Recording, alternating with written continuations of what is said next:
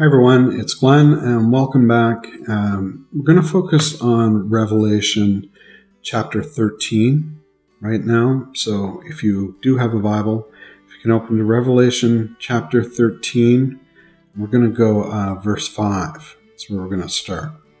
And we're going to talk about the mark of the beast, which is critical to discuss. This will not occur during our age, like the church age.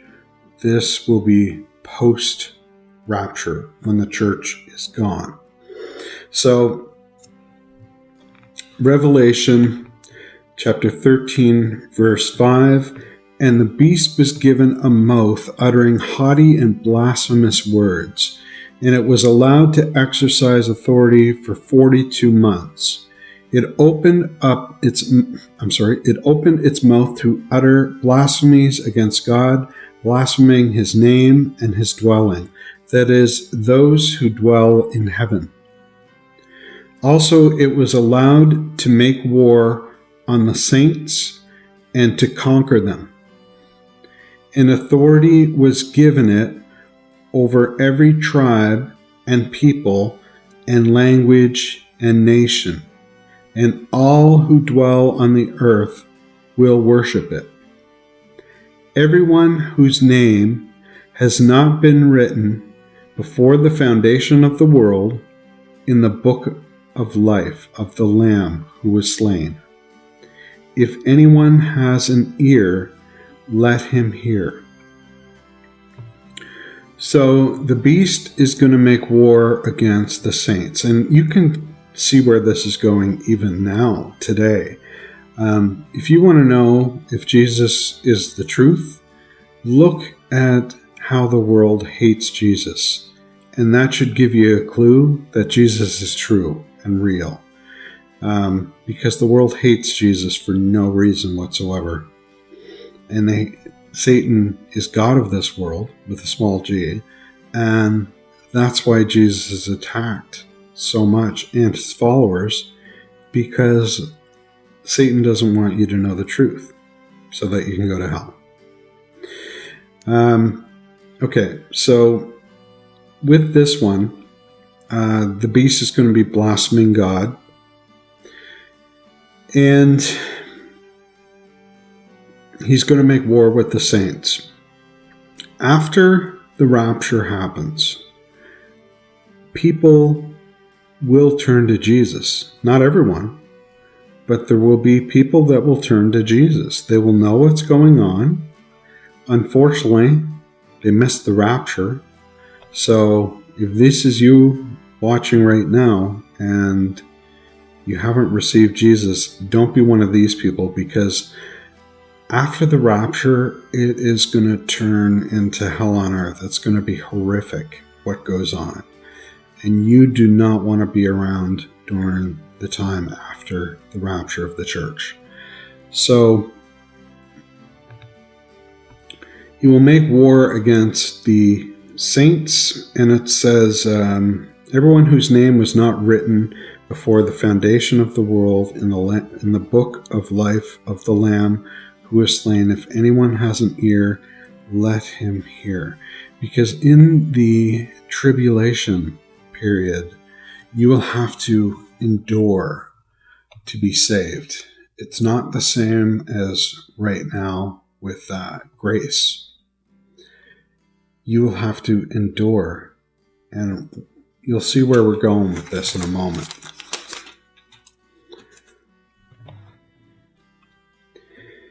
So this is Revelation chapter 13:10. "If anyone is to be taken captive, to captivity he goes. If anyone is to be slain with the sword must he be slain."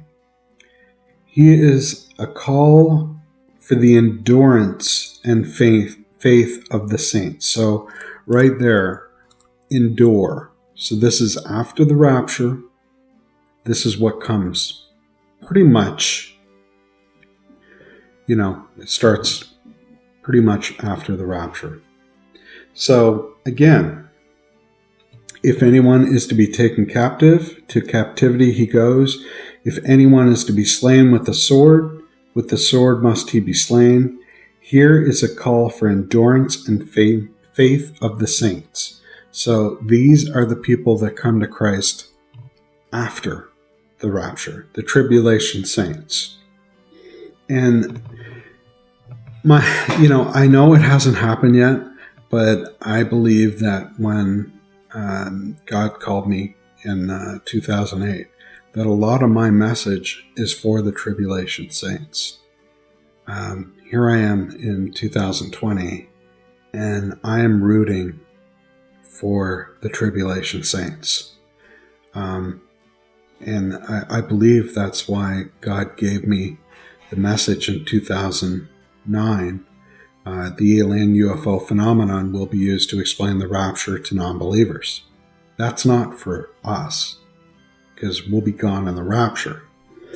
That's for the tribulation saints, so that they know, hopefully they watched a video or they're aware of it, that it wasn't aliens that took the Christians. So to turn to Jesus. And there's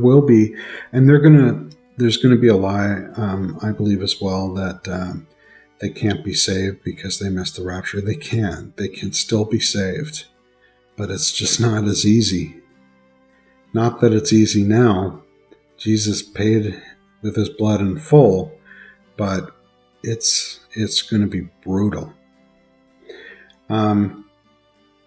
So we'll continue. This is Revelation chapter 13:11. It's titled The Second Beast. Then I saw another beast rising out of the earth. It has 2 horns like a lamb, and it spoke like a dragon. It exercises all the authority of the first beast in its presence, and makes the earth and its inhabitants worship the first beast. Satan has always, nothing new under the sun. Satan has always wanted worship. The worship that people give to God, Satan wants it, right?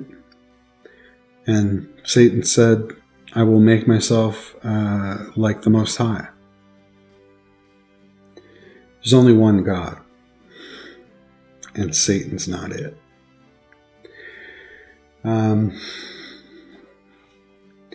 It had 2 horns like a lamb, and it spoke like a dragon. Often Satan is described as the dragon, okay? It exercises all authority of the first beast in its presence, and makes the earth and its inhabitants worship the beast, whose mortal wound was healed. So there's something that's going to happen. A mortal wound that it seems that the person should have died,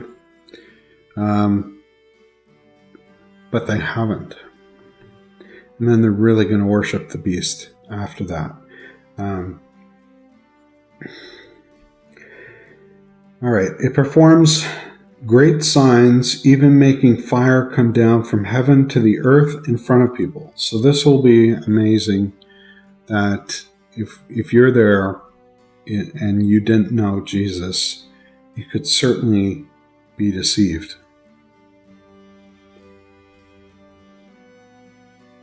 And by the signs that it is allowed to work in the presence of the beast, it deceives those who dwell on the earth,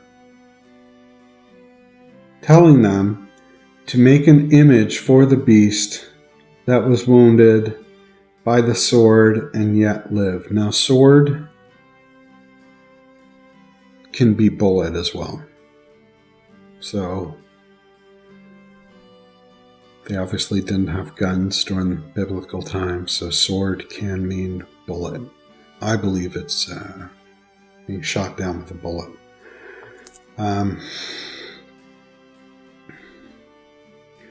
it was allowed to give breath to the image of the beast, so that the image of the beast might even speak, and might cause those who would not worship the beast, worship the image of the beast, to be slain.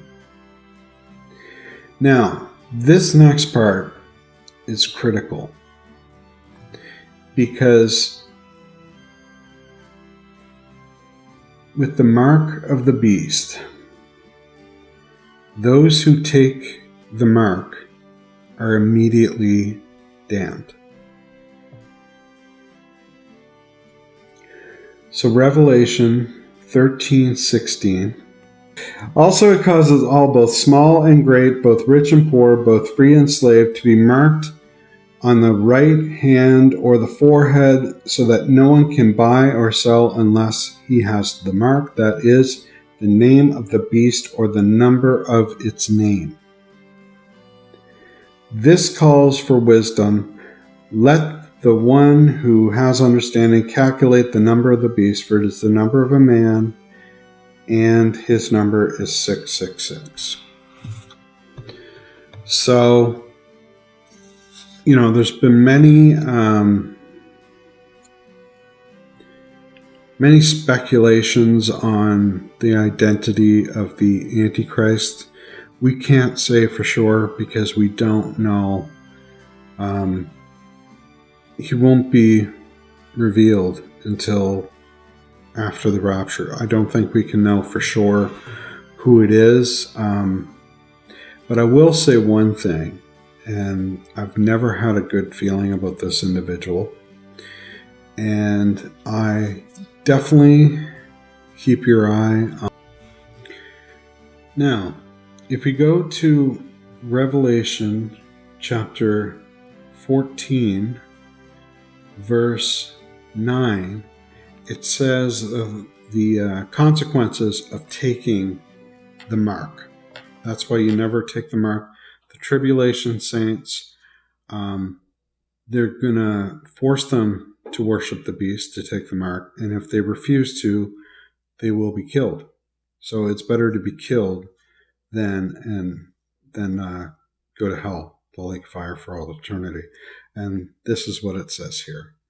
So, and another angel, a third, followed them, saying with a loud voice, if anyone worships the beast and its image, and receives a mark on his forehead or on his hand, he also will drink the wine of God's wrath, poured full strength into the cup of his anger. And he will be tormented with fire and sulfur in the presence of the holy angels and in the presence of the Lamb. And the smoke of their torment goes up forever and ever.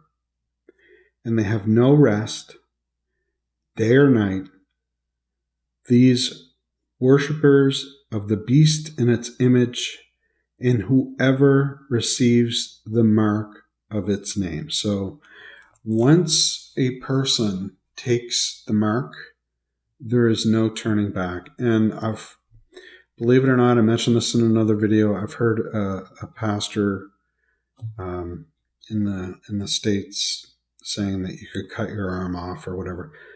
That is a complete lie from hell. Anyone that takes that mark is immediately damned and can never be saved, ever. They cannot repent. They cannot be saved. So it is critical for the tribulation saints not to take that mark. And they're going to do horrible things to get people to take the mark. They're going to have family members in front of other family members saying that if you take the mark, we won't kill this person or what have you. It's going to be terrible, the evil that happens at that time. But you know what? Let them kill you. It's better to go with Jesus forever than to go in the lake of fire forever. So refuse the mark. Out of all of the tribulation period, if for anyone watching, if you do miss the rapture, if there's one thing that's critical to remember, it's do not ever take the mark, because it's immediate, instant damnation. I can't get any clearer than that. And the Bible can't get any clearer than that. One thing I was going to close with, I don't know who the Antichrist is. The Antichrist hasn't been revealed. However, I believe that the Antichrist, this is my opinion, I believe that the Antichrist is going to use the UN. And I believe that they're going to be in charge of the UN because it's going to turn into a one world government, one world religion, I do not trust Obama. I've never trusted Obama. Obama is evil. And I don't, I would never say I think Obama is the Antichrist, but Obama is a definite candidate. So just remember that because I have no